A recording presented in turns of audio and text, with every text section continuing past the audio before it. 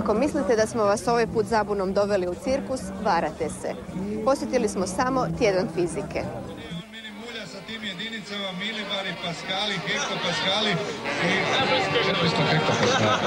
400 hektopaskali. Ova godina je svjetska godina fizike i naravno da smo se mi uključili. Naš doprinos će biti tako da vam u ovom malom dijelu ukupnih programa koje smo priredili prikažemo neke pokuse za javnost. Daj tu kuglu, daj milo. Odlično, još jedan put pljesak, kugla koja ne može pasti, lebdi.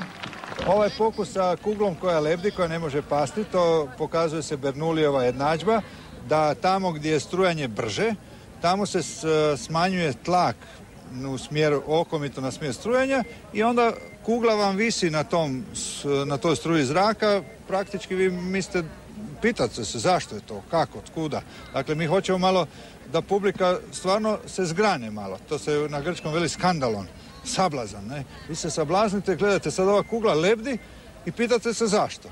To je pitanje sjeme znanstvene spoznaje, a eksperiment je jedno od njezinih najjačih oruđa.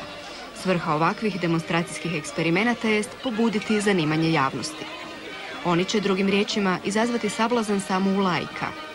Fizičari već odavna znaju o čemu se tu zapravo radi. Primjerice u pokusu s majmunom. I tu se pokazuje da neovisno zgibanja projektil ide u kosi hitac. Majmun pada slobodni pad. Međutim, čim projektil napusti cijev, i za njega vrijedi slobodni pad. I projektil se približava tlu kao i majmun. To što se on još udaljava od mjesta izbačaja, to je jedno, mi to možemo gledati kao jedno posebno gibanje koje na ovaj padanje ne utječe. I za ta dva tijela vrijedi slobodni pad potpuno identično. I one se moraju susret na tom mjestu sve dotle dok je puška usmjerena u taj objekt koji pada. Nesretni majmun misli da će hitac proći iznad njega ako se pusti s grane u trenutku kad puška opali. Neznanje iz fizike platit će glavom. Projektil ga naravno pogađa. Prvo ćemo isisat zrak iz tih kugla. Neki od pokusa koji će nas danas zabaviti nekad su izazvali pravu znanstvenu revoluciju. Primjerice one s kuglom koja se ne da rastaviti, koje je 1657. godine u Magdeburgu izveo Otto von Guericke. Otto von Guericke, budući da je otkrivao vakuum, on je izumitelj vakuumskih sisaljki, onda je njemu poslužilo to za jednu promjenu u mišljenju. Do tog vremena vladalo je mišljenje o takozvanom strahu od praznine, horror vacui na latinskom.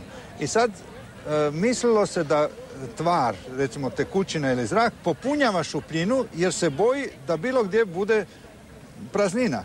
I sad je on otkrio da možete jedan prostor isisati i učiniti praznim i da ništa u njega ne prodre. A to je omogućila vakuumska sisaljka. Ali uz to je on vidio, kad vi napravite šupljinu, da je tlak izvana takav da vidjeli ste 2 šesteroprega konja nisu u stanju to razdvojiti.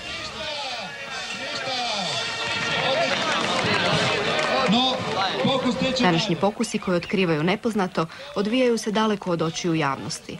Može nam se čak učiniti da ih računala čine nepotrebnim. No osim što su nas potaknule na razmišljanja o fizikalnim zakonitostima, rekonstrukcije povijesnih pokusa podsjetile su nas i na činjenicu da je danas, kao i nekad, eksperiment nezamjenjiva metoda stjecanja novih saznanja. Bilo da potvrđuje neku teoriju ili joj prethodi.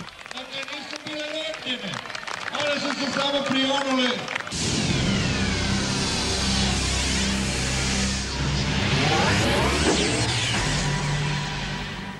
Da je